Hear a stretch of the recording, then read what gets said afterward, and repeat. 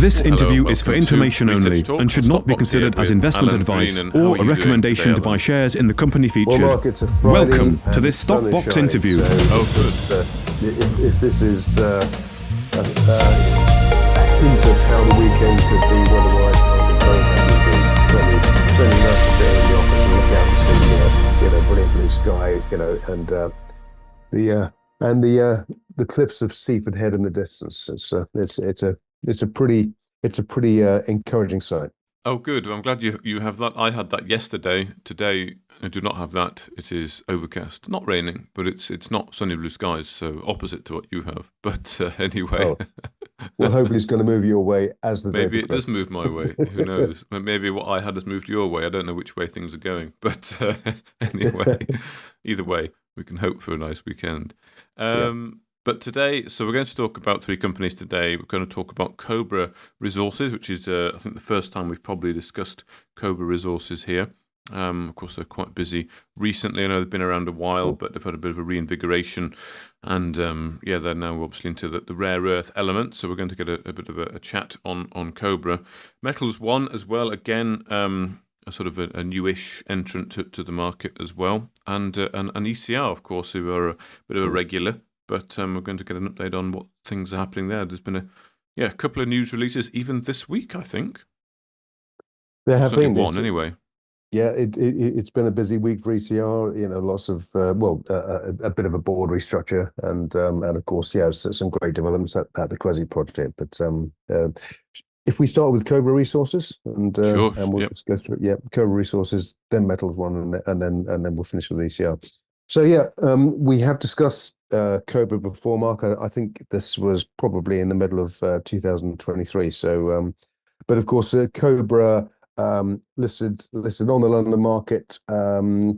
Shares actually have performed over the past year pretty well compared to peer group. We're used to seeing these charts for mining companies, and there's a slump from left to right as you look across the year, and it's just the way the sector has been valued in a sense. Mining companies have had a really tough and tried time, but we're seeing signs of recovery now, certainly in some areas. But Cobra have done remarkably well. Currently valued at 6.3 million, shares trading just under 0.1p. The company it initially owned 75% of the Wadena project in the Gawler Craton in southern Australia. And the Gawler Craton is home to some of the largest IOCG discoveries in Australia. And of course, it includes Olympic Dam, Prominent Hill, Carabotera.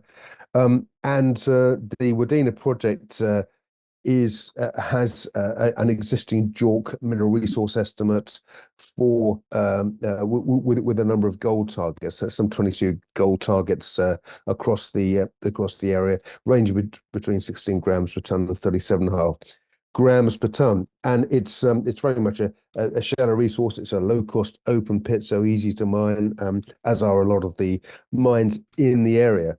But as the team progressed last year, there were some rare earth discoveries made, which have really been responsible, I think, for opening up a new dimension to the Cobra investment opportunity.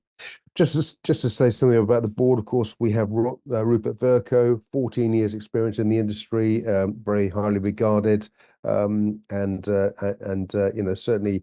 The man on the ground there, I interviewed Rupert with Stockbox, of course, last year, Mark, and I know you've interviewed him on numerous occasions, and he certainly is a very experienced and knowledgeable mining CEO and engineer. Mm-hmm. Number of other directors on the board, including Dan Mailing, who of course is well known, and Dan is in fact both on the board of Cobra Resources and also Metals One that we'll be discussing shortly. So the Wadena project has developed the company last year discovered rare earth elements at the Bolan prospect, and there was the initial discovery was an area of 48 meters long, an intersection of total rare earth oxides, which averaged out well over 2,000 parts per million. So that's pretty substantial. The difference here, it's the rare earth elements are in clay. It's a paleo channel prospect in geological terms, which means that the soft clay it lends itself to a very cost efficient and easy to recover system to extract the rare earths. It's within clay effectively. So these can be discovered or recovered rather using what's referred to as a lixivant, which is a mildly acidic fluid which extracts the rare earth elements. And indeed, the Cobra have already sort of worked. They're working closely with the Australian Nuclear Science Technology Organization, and they have a memorandum of understanding with Water Cycle Technologies to collaborate on the rare earth extraction. And so as the year has came to a close, the company raised just under £1 million in November last year at just under a penny, or just on a penny, which was in fact a premium to the closing price. And what it's done, the reason it's done that is to pay for the remaining 25% of the Wadena project that it didn't own, and also, of course, to advance the rare earth discoveries at the Boland prospect. So in January this year, the company announced it had been granted some new tenements adjacent to the Boland rare earths project. And Rupert Verco said at that point, what the quality of the assets is well known. What the company is now looking to do is to scale up the assets and the tenements it's got. And obviously, the larger you can make the prospect, all of the resources and logistical resources you have there, you then generate better economies of scale. It's easier to operate. Mm-hmm. And so Rupert and the team, of course, have done that. And then, of course, in February, a couple of weeks ago, the company announced that sonic drilling had started at the rare earth, the Boland rare earth prospect. Rupert said at that point that the current belief in the team is that the Boland discovery's got the potential to disrupt the current supply of magnet rare earths, simply because of the system of extracting the rare earths from the rare earth clays, the ionic adsorption method of extraction. So we then sort of move forward in February. So literally last week, earlier this week, the company announced that its rare earth exploration strategy would also include uranium. Given that traces of uranium have been identified at the adjacent uranium projects, the geology there is contiguous and runs into Cobra's Boland prospect. So of course, with the mantra of scaling up, it gives Cobra the opportunity to explore for uranium alongside the rare earths.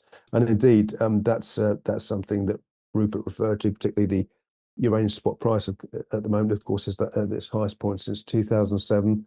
It's broken $100 per pound, and that looks set to be sustained for some time to come, given the search for clean energy, given the drive in the market to return to nuclear power. Uranium is very much the metal at the moment. Of course, we've got other IPOs coming to market. The power metal spin-off that we discussed recently, Mark. It all underlines the potential there. So where Cobra is at the moment, of course, the share price is just under that 1 penny where the company raised the money. It's very well positioned for this year. I think we're going to see further scaling up of the Cobra assets across Wadena. And I think Rupert and the team have got a very exciting year in prospect, as have shareholders in the company. Indeed, indeed. And I mean, it's an interesting sort of prospect, isn't it? This in situ recovery. I've heard of it before for copper, I think. Yes. Um, Yeah. but yes, I mean it's obviously being tested as we speak, isn't it? I mean they've done the holes, they've cased them, and they're going to be running that starting to do those testings. So, I mean it's a great concept. I mean it does work though, doesn't it? There are examples of it working at different projects. It's just not sort of a widely kind of used method. I don't think, is it? No, no, it has been tried and tested, but I think I think the actual system that Cobra are pioneering is just very efficient. It's very low cost, Mm, relatively low technology, which means it can be done in situ. But I think in terms of economies of scale, in terms of operating costs, this is something that small mining exploration companies are going to be increasingly looking at going forward, simply because in these tough markets, mining companies have to look at their systems and their methodologies and mm, look to cut costs as much as they can. And I think that's what that's what this particular system offers. Cobra is the fact it's low cost, it's not toxic, it's a very easy methodology to employ to extract these rare earths from the clays. Yeah, well, hopefully we can see some news on that in the near future. Because like I said, that it's going on now. So we just have to wait and see, don't we, how those testings have gone. But all being well, it's working okay. And I mean, Rupert has been pretty good on making progress. He's been doing a few interviews from site as well, which is good to see. So a CEO there Mm. who's clearly keen to crack on and let people know what's going on and tell the story. So yeah, it's a good one to keep an eye on, that's for sure. Yeah, I mean, as you say, Rupert's very much a sort of boots on the ground guy. Yeah. He's a CEO that actually is living it every step of the way, and he's driving it. He's very enthusiastic, I think that's the difference. You get a lot of CEOs in the past have just been happy to sit in the office and let their Mm, geos do it on the ground. But you've got guys like Rupert, and then of course Alex Walker at East Star. Mike and the team, Nick and the team at ECR. These guys are actually getting down and dirty, and actually they're seeing it for themselves, so they can actually report directly on what they see and the plans for the company, and that really brings it to life, I think, for shareholders. indeed, no, it does, absolutely, it does, yeah. And talking about bringing things to life as well for shareholders, of course, Metals One, I do very much recall that interview I did with their CEO when he was over in Finland then with the drill turning in the background because it was so cold. It looked very magical. It was quite peaceful, with lots of snow and in the forest. And the drill rig was sort of covered in, I don't know, insulation. It looked very, it didn't look like a dirty drill rig. It looked very nice and high tech, and that was really quite nice to see that. And that was just before Christmas, so that was quite a Christmas scene. I just remember that one very much. I've never seen anything like that before. But of course, Metals One, yeah, they've identified that black schist area, haven't they? Which is what they were after. So they're just cracking on. They have indeed, yeah. I mean, Metals One again IPO'd last year, got away last summer, and it's not had a particularly jolly time of it. The shares have slipped, of course, all the way down from the IPO price at 5p down to 2p where we see it now. But it's Mm. had support and directed by, in fact, Dan Mailing and Craig Moulton both bought shares at 3p toward the end of last year. There's plenty of board support there, but it's just where mining companies are in the cycle at the moment. And of course, it's very much it's a very drawn out process. You don't get results straight away. But yeah, I mean Metals One came to market last summer as a company seeking to exploit European brownfield battery metal sites through a series of farming agreements. And of course, these are projects in Finland. The Black Schist project it's operated by, of course, Kings Rose Mining, and as we go forward, initially 100% ownership, but eventually Kings Rose will hold up to 75% of the project. So it will change going forward. There's an inferred mineral resource estimate of 28.1 million tons of Tal Vivara style deposits. The reason it's compared to Tal Vivara is that the Black Schist project is sited adjacent to Tal Vivara, which is Europe's largest operating nickel mine. So there's contiguous geology there that continues into the Black Schist area.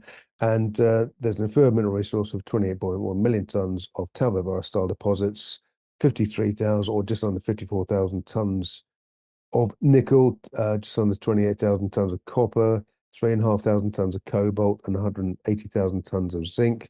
And these targets, the initial plan behind the IPO was to get these targets drilled out, and to see just how far they could actually progress and expand the opportunity.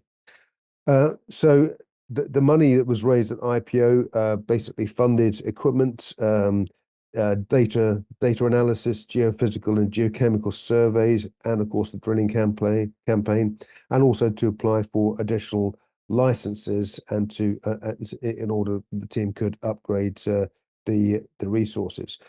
I mentioned just now Kings Rose farming. That is in fact on the other project in Norway. With Gunsind are also invested into Met 1 too, and Gunsind have the opportunity to earn up to 25% of the Black Schist project, which will then reduce Metals One holding to 75%. The other project they have is the Rana project in Norway. This is a project that's very similar in geology to the Voisey Bay nickel, copper, and PGM deposit in Newfoundland. It's very similar in its geology and the way the mineralization is sited in the ground. There's potential for a massive sulfide there inland, which circles a former operating mine, the Bruvan operating mine. And again, this is where Kings Rose have the opportunity to earn up to 75% over 8 years, but they have to spend $15 million to do it. So the drilling has been underway, of course. In December, the company announced it had completed 1,548 meters of diamond drilling across 8 holes at the Black Schist project. The target was the R1 hook target. They drilled 8 holes, and they report at the time that visual and handheld XRF analysis indicated potential Black Schist mineralization, and it was thought that could materially increase the inferred mineral resource estimate, which of course is what the company has been aiming to do. Then, of course, a week or so ago, we had those grades confirmed, and indeed significant intersections of mineralized black schists were identified at the R1 hook target, which Jonathan Owen, the chief exec, said was a significant step forward, and it's the resulting prospectivity model developed by the team now significantly reduces that discovery risk. In other words, they know it's there. It's just how big is it? How far does it go? And then, of course, we then progress, I would say, probably to PFS stage, preliminary feasibility study, and then, of course, to onto the DFS stage, which of course will be sometime somewhere down the road. Also worth noting, the shareholder support. I mentioned Dan Maley and Craig Moulton buying shares. There are two major shareholders in Metals One. One is Blue Jay Mining, and the other one is a private company called 3 Mile Beach. Now, these companies had the right to, or their lock-in agreements expired in December this year, but they both agreed to extend those lock-in agreements till December 31st, 2025. And that's a real sign of Mm, confidence and a big tick in the box, I think. So if shareholders are looking and thinking, well, aren't these guys just going to dump the shares as soon as the lock-ins are lifted? No, that's not the case at all, because they've agreed to extend the lock-in, because based on those drilling results, they see the potential going forward. The company also reported this month that at the Rana project in Norway, they've reported good nickel, copper, and cobalt grades, and also identified new zones of nickel sulfide mineralization, and identified multiple high priority targets. And this is very important. It's a real it's basically the company has delivered what it aimed to do at the IPO, which is to confirm mineralization and also identify new zones to expand expand on what was known to be there, and of course, in doing so, increase the prospectivity and potentially upgrading the mineral resource estimate for the group. But as I say, Jonathan Owen, Chief Executive, and the team are doing a great job. Good media too, as you said. The image of the drill turning in that extremely cold weather is mm. one that I think will stay with a lot of viewers and listeners, and very good social media from the company. And we look forward to further progress as the year goes forward. Yes, indeed, indeed. Yeah, and as you say, it's nice to see those big shareholders extending that lock-in. I know that was something that Jonathan was very happy about when I spoke to him Mm. on that a week or so ago. And all looks good from a starter point of view, really. I mean, that initial drilling there in Finland gone very well. They've identified the black schists, as you say. So I think they get back out there next winter. They've got to wait for the ground to get hard again, but there's lots of work gone in the background. They've got some other exploration. I think it was the P5 target maybe, and there's a JORC resource that they're targeting as well. So they'll be busy and other targets, and indeed getting ready, I think, for January. But yeah, a nice nickel project in Europe to watch, an early place. So it's one to watch, definitely. I like what I'm seeing there. Nickel's obviously a very hot commodity. Well, it And is. Of course, all these metals are on they're on the EU critical minerals list, which mm, is very important, and of course the UK critical minerals list. So there's a real focus on these. And as you say, the given the legislation and the barriers to entry in Europe, it is unusual to find mm, mining projects like this so close to home. But of course, the Black Schist is adjacent to that Talvivara nickel mines. So if the mineralization is an extension of what's already there, then you've really reduced the risk. And I think that's what Jonathan and the team have done. They brought something to the market, which is it's a known unknown, if you like. They know it's there, mm, they just don't know how long it goes on mm, for. And of course, with the drilling, they're now starting to prove up the extension on strike and how far or how open the strike is to north, south, east, and west. mm-hmm. Yeah, no, it's a nice one to follow that. So that's nice one to keep an eye on. Okay, so let's finish off with ECR Minerals then. Of course, they've been drilling as well. They have indeed, and I think prior to Nick Tulloch and Mike Whitlow joining the board in September last year, I know, many shareholders were unhappy with the progress the company was making. They seemed to be finding stuff, but they didn't seem to have a plan to perhaps take it forward and develop it. But now what we're seeing is with the company, of course, has the primary projects in Victoria. That's the Creswick project and the Baileyson project, and also the Tambo project. They have a property, of course, at Creswick, and also they have projects in Queensland. They have the Lulworth Range projects. They also have interests up further north, the Conlabringa asset, which is up in the Hodgkinson province, right up in the north of the country there. But the focus currently is in Victoria, primarily at Creswick.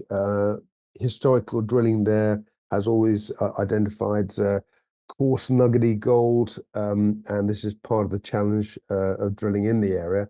But Adam Jones, the geologist, and his team have uh, painstakingly undertaken soil survey work, mapped out soil grids, both across the Creswick projects, and also into a recent license area that was approved by the Victoria government. So the Creswick project now stretches all the way from Springmount, where the ECR's property is, all the way down to the town of Ballarat, where of course the famous Ballarat gold mine is based. And again, the geology in the Ballarat gold mine is very similar to the geology that they're finding at Creswick. So the team have drilled at Davy Road, and the whole of bag testing has confirmed grades as high as 41 grams per ton of gold, which in an interview just out, Andrew Scott was talking to Mike Willow. Mike said, the team were delighted with that result. It's a really strong result. And the second campaign is underway, of course, at Cuboid Hill. And again, Mike and the team said there that they're very that the drilling so far has gone quote unquote a heck of a lot better than drilling at Davy Road. So they've already got a strong result at Davy Road. So early indications are that Cuboid Hill could be much better again, and that's a really exciting development. I think if you look at the progress the company has made and over the past few years, that is a big step forward by any standards. So we've got great progress on the drilling. Once we get the assays back from Cuboid Hill, then I think we're really going to start the motor. And there's so much more to do, of course, and we're seeing lots of evidence of companies operating in the Victoria area. Southern Cross Gold produced those bumper results, and that's just south of ECR's Bayliston project, so they'll be revisiting that. Chairman David Tang has stepped down as chairman. He's staying on the board as non-exec director, which is good news. But of course, Nick Tulloch now takes over as chairman, executive chairman, and I think we're now going to see the fruits of Nick's recent visit to Australia and some of the meetings that were held down there start to play out in the market. There is also speculation as well that Mike addressed in the interview about the tax losses. There's thought to be up to $75 million worth of tax losses that could be available to the company. How those will be exercised, deployed, it remains to be seen. In addition to that, in terms of cash flow, the company has now it's got a rental agreement for the rig that it recently bought from China, the Cortec drilling rig. It's getting monthly income of $33,000 from that. It has a property to sell at Creswick, which will be sold in the near future, and also it sold some other plant as well that was just sitting around doing nothing. So the cash situation is very healthy. The company is certainly funded for all the activities it will undertake this year, and that really is a big change from where the company was previously. So we're sitting here now. The shares of that they've consolidated nicely. We saw year lows around 0.2p, but these shares have now they're now sort of they're sitting around 0.26p, which is very much the recent trading range between 0.25p and 0.3p.